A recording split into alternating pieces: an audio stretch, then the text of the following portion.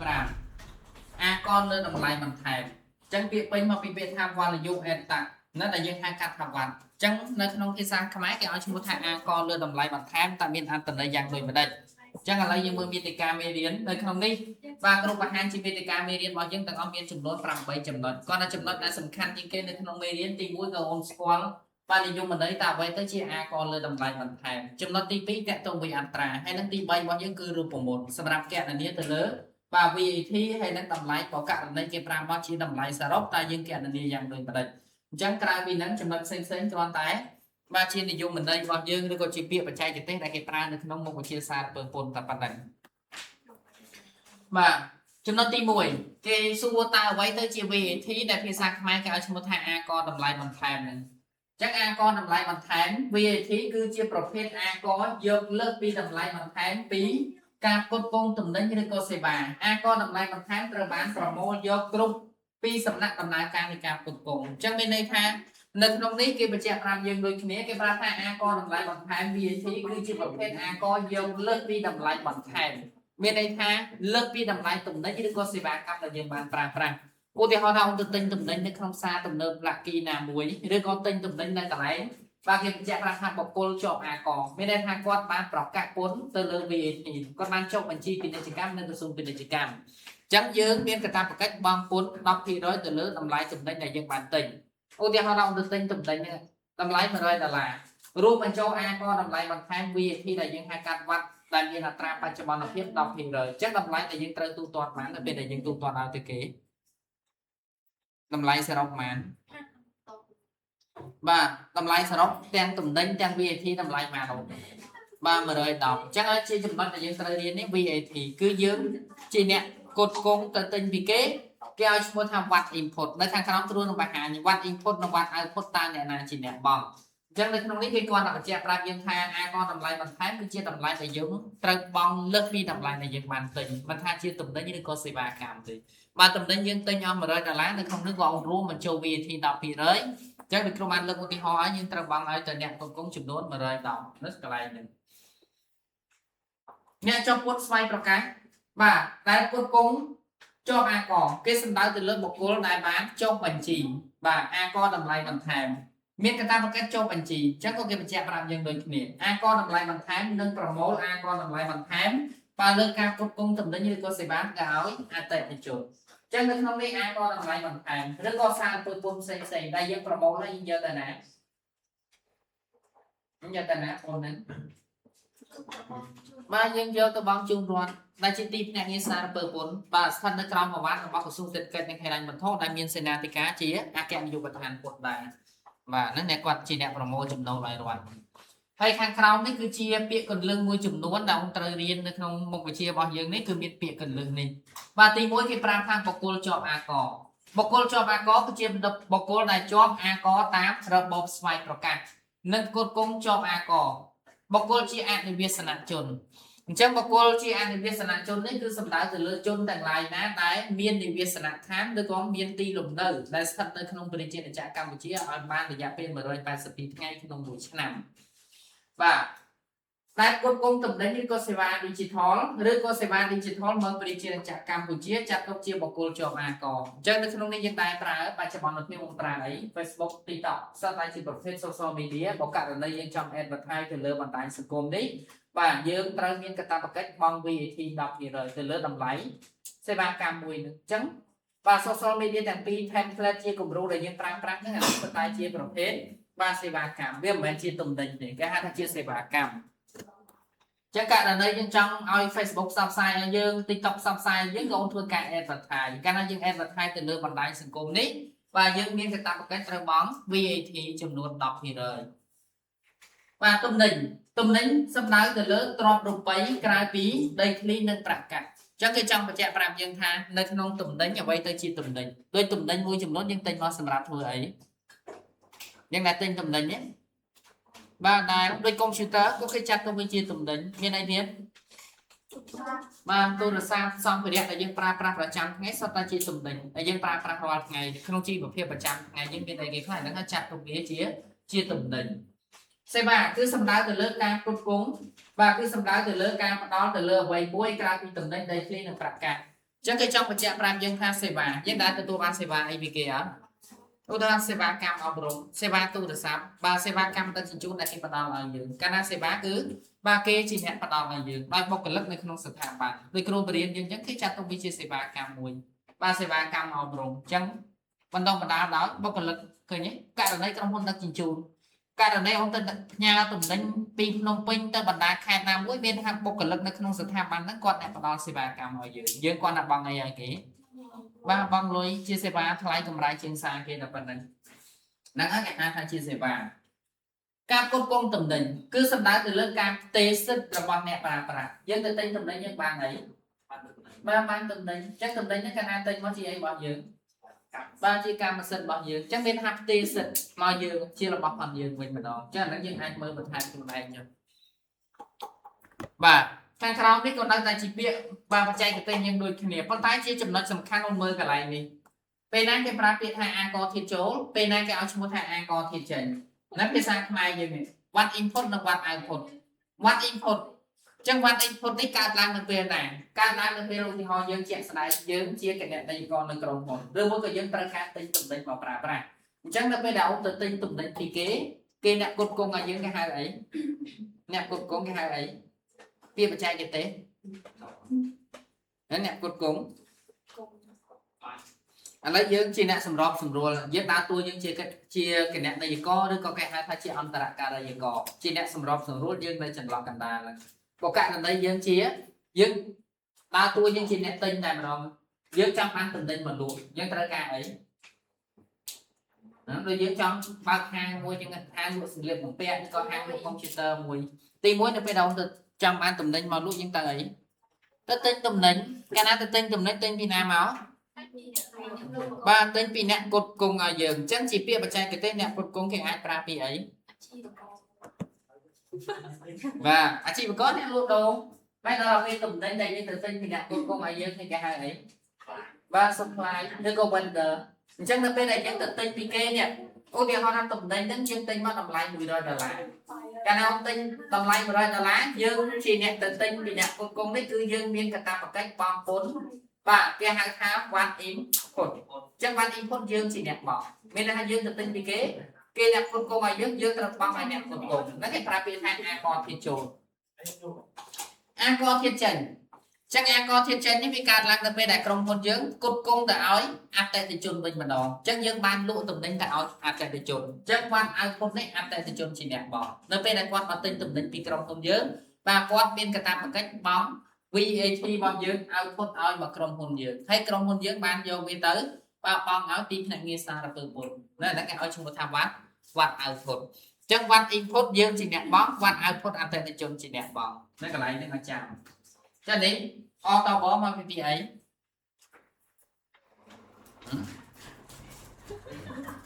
នៅភាសាខ្មែរយើងធ្លាប់ហៅកាត់វ៉ាត់បាទហើយដល់ភាសាខ្មែរអត់អីមិនតែអត់បាត់វិញបាទអញ្ចឹងភាសាខ្មែរយើងគឺគេឲ្យឈ្មោះថាអាកលើតម្លៃបន្ថែមជាពាក្យកាត់បាទអតបបាទវ៉ាត់យើងហៅវ៉ាត់ភាសាខ្មែរយើងអតបអាកលើតម្លៃបន្ថែមបុគ្គលគឺសំដៅទៅលើបុគ្គលឬក៏បាទក្រុមបុគ្គលដែលធ្វើអាជីវកម្មនិងបុគ្គលណាដែលតាក់ទងជាមួយយើងដឹងបុគ្គលមានន័យថាម៉េចយើងបាទរៀងខ្លួននឹងជាម្ចាស់អាជីវកម្មឬមួយក៏ក្នុងនាមយើងជាបាទបុគ្គលម្នាក់ដែលមានកាតព្វកិច្ចបង់ពន្ធបាទលើខាងក្រោមតាក់ទងជាមួយនឹងការផ្គត់ផ្គង់មិនជាប់អាកអញ្ចឹងការផ្គត់ផ្គង់មិនជាប់អាកមានអីគេខ្លះទី1សេវាប្រៃសណីសាធារណៈយើងបានផ្ញើទំនិញតាមរយៈប្រៃសណីទៅរកគមនាគមន៍អីបាទចឹងអត់ទេមានន័យថាប្រៃសណីនេះបោះទៅណាបោះរត់កាលណាបោះរត់គឺôngផ្ញើទំនិញមកពីក្រៅស្រុកឬក៏ទំនិញណាមួយកាលណាគឺអត់មានបាទកាតព្វកិច្ចបង់ VAT ទេបាទទំនិញយើងអត់មានរួមបញ្ចូល VAT ទេទី2សេវាអីសុខាភិបាលតាក់ទងជាមួយនឹងវិស័យសុខាភិបាលគ្រប់ប្រភេទគឺលើកលែង VAT បាទឧទាហរណ៍ទៅពេទ្យបើគេគិត VAT ទៀតចង់ឈឺអត់បាទអត់ចង់ទេណាមានអីខ្លះសេវាមន្ទីរពេទ្យ clinic បាទសេវាវិជាសាស្ត្រតនសាស្ត្រការទិញបាទឧបករណ៍ឬក៏បរិក្ខារសម្ភារៈពេទ្យគ្រប់ប្រភេទឲ្យតែតទៅជាមួយនឹងផលិតផលរបស់ពេទ្យបាទខាងវិជាសាស្ត្រឬក៏តនសាស្ត្រដែលតទៅជាមួយនឹងសេវានេះគេបញ្ជាក់ប្រាប់យើងឲ្យតែតទៅជាមួយនឹងសេវាសុខាភិបាលគឺអត់មានត្រូវមានកាតព្វកិច្ចបង់ VAT ទេបាទសេវាដឹកជញ្ជូនសាធារណៈដែលជាកម្មសិទ្ធិទាំងស្រុងរបស់រដ្ឋចឹងដែលជារថយន្តរបស់រដ្ឋនេះបាទរថយន្តក្រុងតម្លៃបានបាទ1500រៀលតែបើករណីយើងជានិស្សិតយើងមានការយើងអត់មានបាទបងលុយទេអញ្ចឹងតើតើមួយសេវារបស់រដ្ឋគឺអត់មានកាតព្វកិច្ចបង VAT ដូចគ្នាធានារ៉ាប់រងអញ្ចឹងលើមុនសវធានារ៉ាប់រងគេហៅថាជាប្រភេទ insurance ហ្នឹងក្រុមហ៊ុន insurance មានអីខ្លះមើលយើងធ្លាប់ស្គាល់ពីមុនមានអីខ្លះអាចមានរាប់ពី3មើលបាទមាន production បាទគាត់ស្នាក់ការជាមួយធនាគារ ACB ដែរមានអីទៀតមាន menu line កាលពីមុនគឺមានអីទៀតស៊ីតែមានតែស៊ីតែមាន insurance នេះចឹងបច្ចុប្បន្នយើងប្រើអីគេតែសម្រាប់ការពារសុខភាពយើងទៅពេទ្យអត់លុយដែលយើងបោះពីខាងថ្ងៃបាទបច្ចុប្បន្នភាពគឺមានបសសគេហៅថាបេឡាជាតិរបបសន្តិសុខសង្គមអញ្ចឹងសេវាធានារ៉ាប់រងសុខភាពយើងបាទសេវាជាមូលដ្ឋានអញ្ចឹងសេវាជាមូលដ្ឋានហេរ៉ាញ់បឋមយើងទៅដូរលុយតែគេគិត VAT ពីយើងហ៎ពេលលុយដកលុយអញ្ចឹងអត់ទៅតតងសេវាហេរ៉ាញ់បឋមណាយើងអត់មានរួមបញ្ចូល VAT ទេការផ្គត់ផ្គង់ផលិតផលកសិកម្មមិនមែនការច្នៃការដាំដុះក្នុងស្រុកចឹងគេលើកទឹកចិត្តយើងក្នុងនាមយើងជាប្រជាកសិករបើករណីយើងផលិតទំនិញបានក្នុងស្រុកការដាំដុះដោយកសិផលប្រជាជនយើងបាទគឺអត់មានរួមបញ្ចូល VAT ទេសេវាអប់រំដូចយើងមករៀនក្នុងវិស័យអីបាទវិស័យ IT ជំនាញ IT តែនៅក្នុងវិស័យអប់រំយើងបង់សាលាយើងមួយឆ្នាំបានទេតែបង់ VAT អត់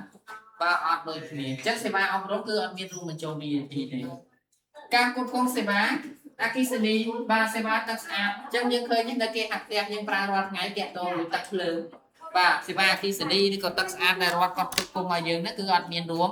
បាទបញ្ចូល VAT ទេទាំងវិស័យរដ្ឋទាំងវិស័យឯកជនបាទសេវាប្រមូលសម្រាមអញ្ចឹងសេវានេះក៏ដូចគ្នាដែរអញ្ចឹងអាហ្នឹងតាក់ទងជាមួយនឹងសេវាអស់ហ្នឹងការនាំចូលសម្ភារៈប្រើប្រាស់តខ្លួនដែលរួចពន្ធគយនៅក្នុងកម្រិតដែលបានកំណត់ដោយប្រកាសរបស់រដ្ឋមន្ត្រីក្រសួងសេដ្ឋកិច្ចនិងហិរញ្ញវត្ថុចឹងគេចង់បញ្ជាក់ប្រាប់យើងថានៅក្នុងនេះ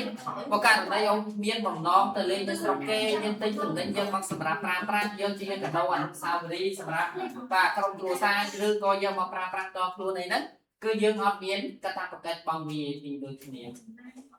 បាទការនាំចូលឬក៏ការទិញនៅក្នុងស្រុកដោយបេសកកម្មការទូតនិងកុងស៊ុលបរទេសអញ្ចឹងយើងបានលើពាក្យថាអគ្គកុងស៊ុលបាទមានន័យថាមន្ត្រីទូតដែលគាត់ធ្វើការនៅក្នុងអង្គទូតរបស់ប្រទេសនានាគឺយើងមានស្ថានទូតអីខ្លះស្ថានទូតចិនបាទបារាំងរុស្ស៊ីស្ថានទូតអីផ្សេងៗដែលយើងធ្លាប់ឃើញនៅក្នុងស្រុកយើងហ្នឹងគេហៅថាជាមន្ត្រីកុងស៊ុលឬក៏គេហៅថាជាអគ្គកុងស៊ុលបាទឬអង្គការអន្តរជាតិទីភ្នាក់ងារសហប្រតិបត្តិការអន្តរជាតិបច្ចេកទេសរបស់រាជរដ្ឋាភិបាលដទៃទៀតសម្រាប់យកទៅប្រើប្រាស់នៅក្នុងការបំពេញមុខងាររបស់ខ្លួនចឹងមន្ត្រីទូតគាត់មានបាទសម្ភារៈបច្ចេកទេសទាំងឡាយដែលគាត់យកមកប្រើនៅក្នុងស្ថានទូតមួយនេះគឺអត់មានរួមបញ្ចូល VAT ទេបាទនឹងទាក់ទងជាមួយនឹងចំណុចដែលបុគ្គលមិនជាប់អាកឬក៏បុគ្គលមិនជាប់ VAT របស់យើងចឹងខាងក្រោមទៀតក៏អាចមើលខ្លួនឯងបន្ថែមទៅចំពោះបុគ្គលជាប់អាកយើងវិញម្ដងមានអីខ្លះការគ្រប់គ្រងទំនិញឬក៏សេវាដោយបុគ្គលជាប់អាកក្នុងពាណិជ្ជកម្មកម្ពុជាអញ្ចឹងមានន័យថានៅពេលដែលយើងមានកាតព្វកិច្ចបាទចុះបញ្ជីសារពើពន្ធហើយគឺអូនមានកាតព្វកិច្ចត្រូវបានចុះបញ្ជី VAT នឹងដូចគ្នាការគ្រប់គ្រងទំនិញ Digital ឬក៏សេវា Digital មកពាណិជ្ជកម្មកម្ពុជាដោយគ្រូបានលើកឧទាហរណ៍សម្រាប់template ជា Facebook TikTok ដែលគាត់ប្រើនៅពាណិជ្ជកម្មកម្ពុជាយើងជាអ្នកប្រើប្រាស់នេះបើករណីយើងចង់ឲ្យ Facebook ឬក៏ TikTok នឹង advertise ឲ្យយើងគឺយើងត្រូវបង់ VAT 10%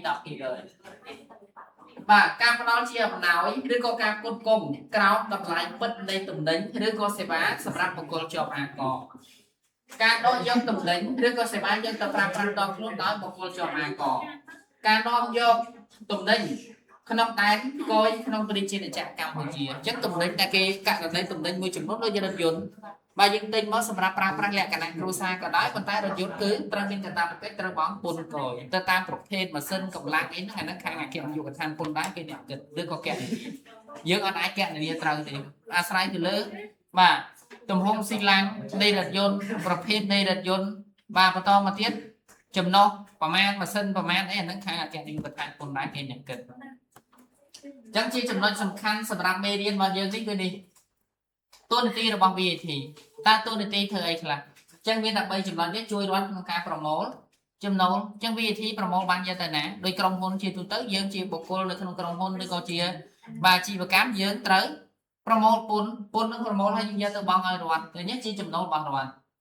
បង្កើនភាពស្មើគ្នានៅក្នុងទីផ្សារអញ្ចឹងមានន័យថាម៉េចខ្ញុំបង្កើនភាពស្មើគ្នានៅក្នុងទីផ្សារ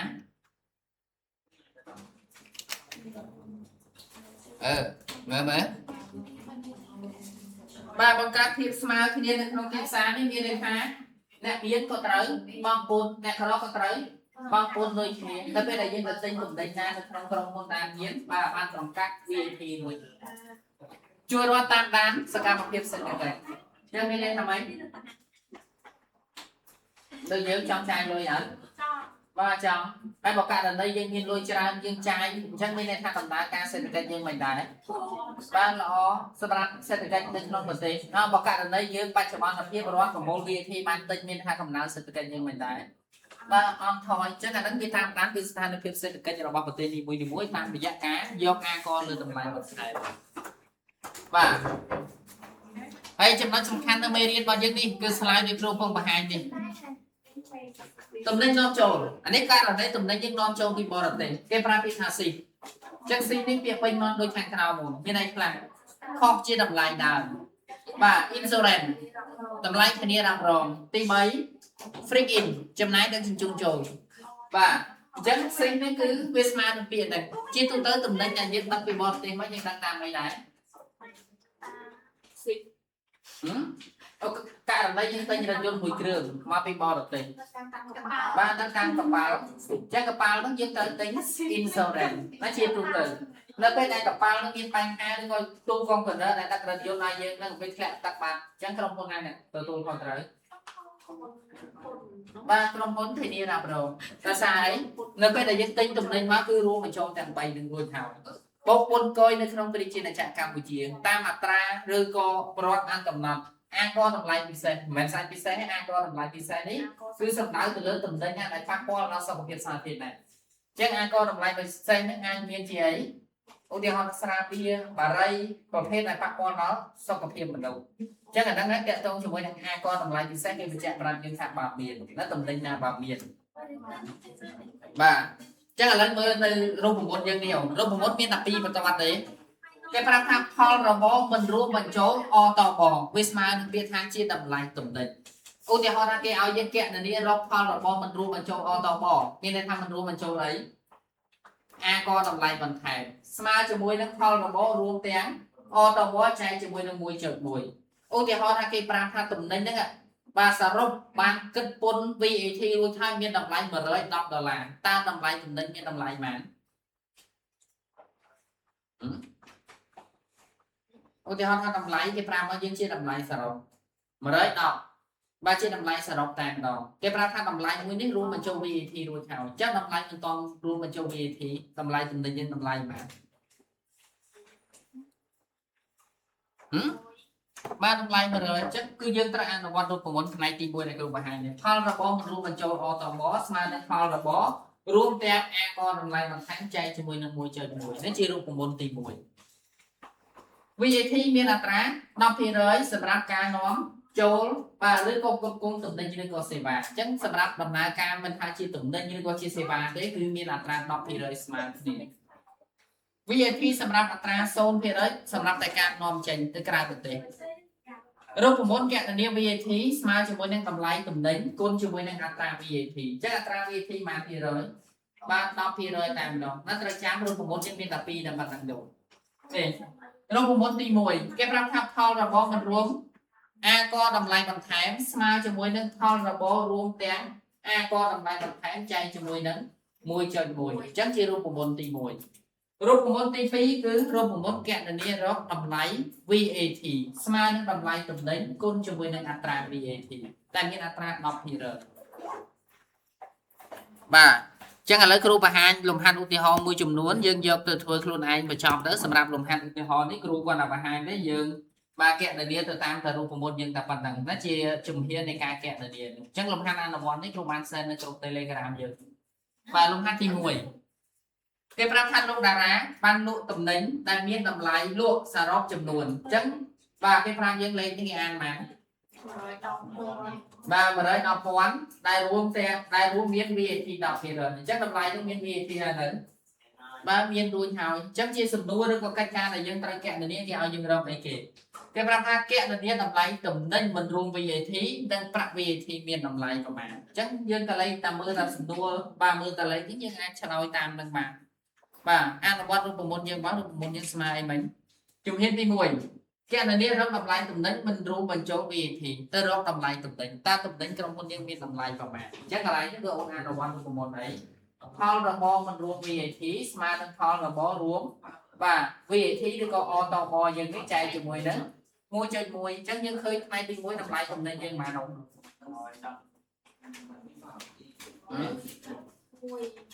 បាទ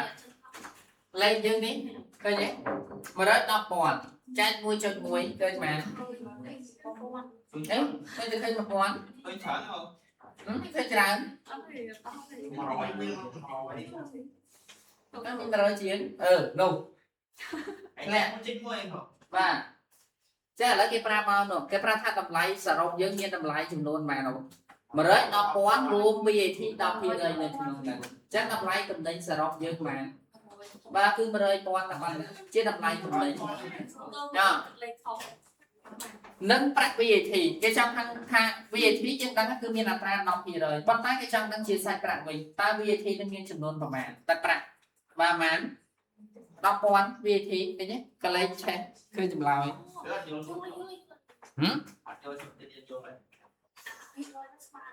មិនដែរបាទចឹងឥឡូវមិនយើងឃើញផ្នែកទី1យើងរើឃើញទៅបាទ 100,000 ហើយដល់ដើម្បីកណនារក VAT យើងមាន2ជំរើសទី1យើងដឹងណាតម្លៃសរុបយើងបាន110បាទ 110,000 ហើយដល់តម្លៃតំណែងយើងបានយើងកណនាឃើញ 100,000 អញ្ចឹងអាចយកតម្លៃសរុបដកជាមួយនឹងតម្លៃតំណែងនេះយើងឃើញហើយឃើញ VAT ប្រាក់ VAT ទី1ដល់ទី2យើងអាចកណនាទៅតាមរូបមន្តយើងក៏បានរូបមន្ត VAT យើងស្មើអី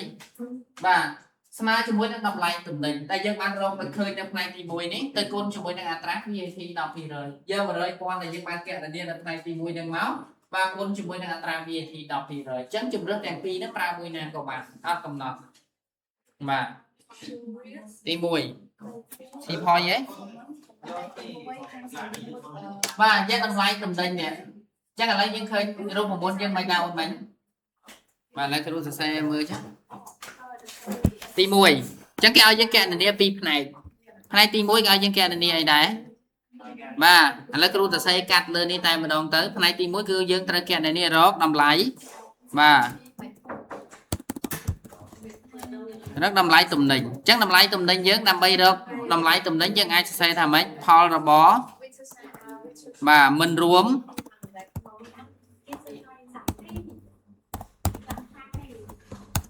អតបអញ្ចឹងអតបមកពីពាក្យថា A ក៏តម្លៃបន្ថែមឬក៏យើងអាចសរសេរកាត់វត្តក៏បានដែរស្មើនឹងផលរបស់រួម VAT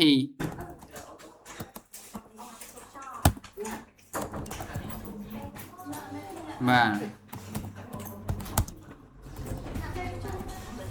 នេះជារូបមន្តរបស់យើងនេះអញ្ចឹងឥឡូវយើងចំនួនលេខយើងមកផលរបស់មិនរួមអតបយើងស្មើប៉ុន្មានអូនបាទចឹងកន្លែងនេះយើងអាចសរសេរយកចម្លើយយើងមកចំនួនលេខមកគ្រូចំនួនបន្តគ្នាមកមិនសរសេរច្រើនបាទចឹងចំនួនលេខយើងមកស្មើអីបន្តទៀតនេះលេខយើងនៅខាងលើនេះ 110,000 ចឹងគេប្រាប់ថាផលរបស់រួមអតបចែក 1.1 ចឹងយើងឃើញផ្នែកទី1យើងឃើញប៉ុន្មានអូនបាទ 100,000 ចឹងដាក់ 100,000 មកផ្នែកទី1កថាខណ្ឌទី1និងប្រាក់ VAT ចឹងរក VAT មួយទៀតហើយ VAT យើងតាមរូបមន្ត VAT ស្មើអីមិញបាទ VAT ចឹង VAT ស្មើរូបមន្តយើងតម្លៃតំណែងគុណជាមួយនឹងអត្រា bà cuốn cho muối năng atra VAT bà chẳng dân tam na của bạn đều ở đây để cái này nè chẳng tìm muối dân khơi nhé tầm lại tầm đấy những bạn kẹt này nia đập này tìm muối khơi mán mà khơi mà đời bọn hay VAT vẫn cứ miền atra chùm nuốn đọc thì rồi chắc đọc thì rồi nhưng còn bài bia hoi của bán từ muối có dướng và tôi xây cam đó đọc thì rồi mà mán xong trên muối cái nào xong trên muối những kẹt niêm nó khơi mán rồi mà chùm lại bao dân khơi khơi chùm nuốn đọc bọn đọc bằng chắc tôi xây bằng năng của bạn nếu mà ta xây đi pro bay trà đấy là bữa còn dương có cả ở đây dương cần lấy khi chùm lòi chết và dương ai ta xây ta luôn một môn dương tập bằng này thấy chùm rất tí phí đôi cơ quan chạm anh nhé rồi bây giờ thì dương ai cho tam pi đặc biệt tí muối dương đó tam luôn một môn đại cơ quan xây bằng hai nửa slide ní và đặc biệt tí phí bây giờ thì anh smart chùm muối này ấy smart chùm muối nắng phao rồi bó luôn o tò bó độ chùm muối nắng phao rồi bó mình luôn và o tò bó đứa có cái smart muối nắng đồng này tụm này dương lại bàn kẹt là đi khởi chẳng pi nó sẽ mùi nào của bạn chẳng dân nhớ và mà rồi đọc quán đo cho mùi nắng mà rồi còn những cái những khơi đôi khi chỉ chậm nói là món vì thì nó pi chụp rất phương mùi nào của bạn chẳng pi lục hạt ti mùi đó ti khám từ đôi khi này hay lục hạt với người bên này không như thế chẳng như riêng vừa tới lục hạt display play cái pi lên mùi là lên ngọt tới và hay đọc mùi là pi bởi những phương án mùi sao còn rồi chẳng tờ xây là tôi hoàn là hay là phần năng chậm ai bơ nó một viên này sao đấy ai xông luôn bán cả tổng những bên bán ba rồi một món nhân viên đặt bàn năng của miền này xúa đòi kia